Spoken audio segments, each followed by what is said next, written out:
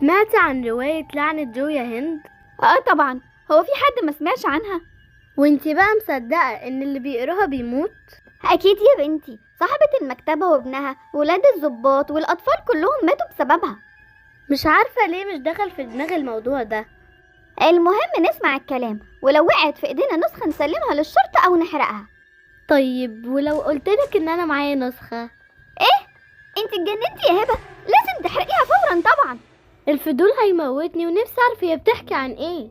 حاسة ان هي مجرد دعاية للرواية. دعاية؟ يعني كل اللي بيحصل ده وبتقولي دعاية؟ ده انت فعلا الفضول هيموتك. هي النسخة اللي عندك دي في البيت؟ لا، هي معايا دلوقتي في شنطة المدرسة. يا مجنونة، احنا لازم نتخلص منها حالا. يلا نخرج نحرقها ورا المدرسة. نحرقها ليه؟ بقولك عايزة اقراها. قلتلك مش هتقريها يا هبة، خطر عليكي. يلا تعالي ورايا، احنا لازم نحرق الرواية دي دلوقتي حالا. الحمد لله ان احنا لقينا ولاعة في الكانتين بتاع المدرسة. يلا بقى نحرقها ونخلص منها دلوقتي. طب نقرا اول صفحة بس عشان خاطري. لا لا لا، ولا كلمة، وهنحرقها دلوقتي حالا. يلا هاتيها.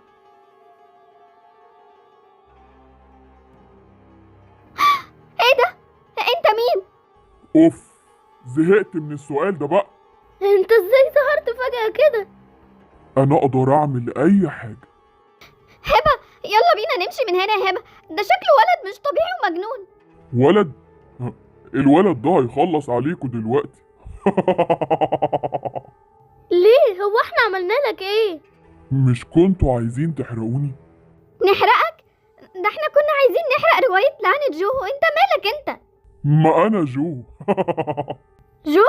ازاي ده يعني؟ انت ازاي خرجت من الرواية؟ قلتلكم انا اقدر اعمل اي حاجة. طيب لو انت جو فعلا، فاحنا عارفين انك بتموت بس اللي بيقروا الرواية، لكن صدقني احنا ما قريناش حاجة منها خالص. احنا ما فتحناهاش اصلا. عقوبة حرق رواية جو هي الموت بنفس الطريقة اللي كنتوا هتحرقوا الرواية بيها. يا بنات يا حلوين. يعني ايه؟ قصدك انك هتحرقنا؟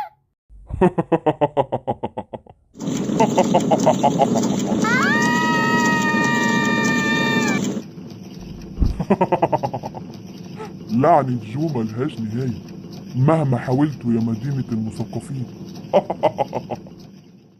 كل يوم ضحايا، كل يوم أطفال بريئة بتموت بسبب الرواية الملعونة دي.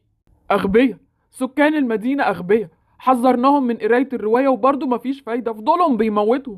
بس في شهود كتير بيقولوا إن ناس كتير حاولوا يحرقوها برضه ماتوا محروقين يا فندم، ما كانوش لسه قروها حتى.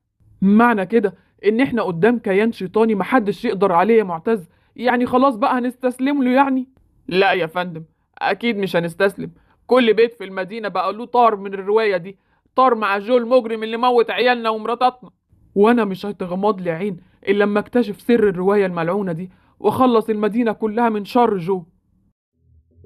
خلاص، مفيش فايدة يا عماد. انت حاولت بكل الطرق تحل اللغز وتنقذ سكان المدينة لكن ما قدرتش. جو مش راحم حد. الامل الاخير اني انا اللي اقرا الرواية كلها بنفسي، واللي يحصل يحصل. يمكن الاقي اي خيط اقدر اقضي بيه على جو لعنته.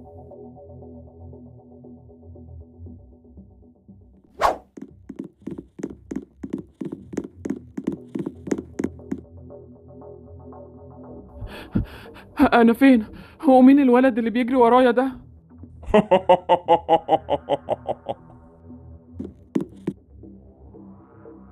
انت مين؟ وانا فين؟ احنا الاتنين جوا حلمك، او بالادق كابوسك يا عماد بيه. انا مش فاهم حاجة. انا اللي بتحلم تتخلص منه، انا اللي خلصت على اعز حبايبك ولعنت المدينة كلها.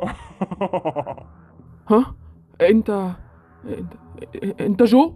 برافو عليك، محقق شاطر ونبيه. انا لازم اموتك واخلص المدينة من شرك. فكرك هتقدر تموتني في الحلم؟ وبعدين ده انا اللي جايلك لحد عندك. وجايلي ليه؟ عايز مني ايه؟ ها؟ عايز تموتني زي ما موتت بنتي ومراتي يا مجرم؟ انت الوحيد اللي عملت اللي محدش قدر يعمله يا عماد. انت خلصت قراية لعنة جو. دي رواية ملعونة وكلها اجرام. لكن لكل شيء سبب يا عماد بيه. سبب؟ مفيش اي سبب يخليك بالاجرام ده. انت خلصت على مراتي وعلى بنتي وعلى عشرات من سكان المدينة. عشان أغبياء وما احترموش روايتي وكملوها للآخر، وما سألوش نفسهم ليه جو بيعمل كده، وإيه اللي يوصله إن هو يكون شرير بالشكل ده. طيب وديني خلصت الرواية يا جو بيه، ممكن أعرف بتعمل كده ليه؟ هو ده المحقق عماد اللي أعرفه، ذكي، وعشان كده هسيب لك أول خيط. روح قصر الخواجة المهجور على البحر، هناك هتبدأ تعرف بداية لعنة جو. حسب العنوان اللي لقيناه فإحنا كده قدام قصر الخواجة المهجور على البحر يا فندم. من هنا هنبدأ حل اللغز يا معتز، من هنا هنقدر نوقف لعنة جو وننقذ المدينة كلها. أتمنى يا فندم، رغم إني خايف ومرعوب على حضرتك لأنك قريت الرواية وحتى ما استشرتش حد إن أنت هتعمل كده. ما كانش في حل تاني يا معتز، يحل اللغز ده وأقضي على جو، يموت وأروح لمراتي وبنتي. طيب يلا بينا نقرب من القصر ونعرف حكايته إيه. طلبات البشوات إيه؟ أنت حارس القصر ده؟ محسوبك عبد الجواد، حارس القصر من يجي 30 سنة. طيب احنا محتاجين نفتش كل مكان جوه القصر يا عبد الجواد لو سمحت. إيه؟ تفتشوا جوه القصر؟ حضراتكم متأكدين من ده؟ هو في حد يسأل الشرطة سؤال زي ده؟ مش القصد يا باشا، مش القصد، بس القصر ده يعني محدش بيحب يدخله أبدا ولا حتى يقرب منه. ليه يا عبد الجواد؟ اشمعنى يعني؟ أصل يا باشا يعني بعيد عنك وعنه وعن السامعين يعني، القصر ده مسكون يا باشا. مسكون؟ مسكون ازاي يعني؟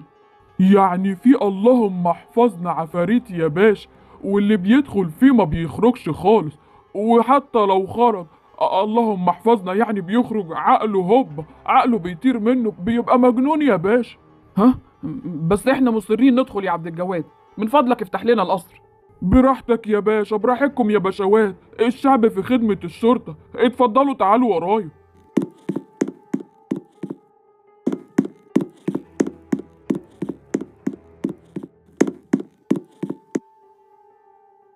قول لي يا عبد الجواد، مين ملك القصر ده؟ القصر ده يا بيه كان ملك الخواجة كده بنايجي من 100 سنة وأكتر. وكان اسمه ايه الخواجة ده؟ كان اسمه الخواجة بيجو. بيجو؟ أيوة يا باشا، وبيقولوا عاش فيه مع ابنه الوحيد كمان. ابنه الوحيد؟ طب كان اسمه ايه ابنه ده؟ اسمه ايه اللهم صل على النبي، كنت فاكره أنا. أيوة اسمه جو. يبقى احنا كده ماشيين صح يا معتز، يلا بينا ندخل القصر.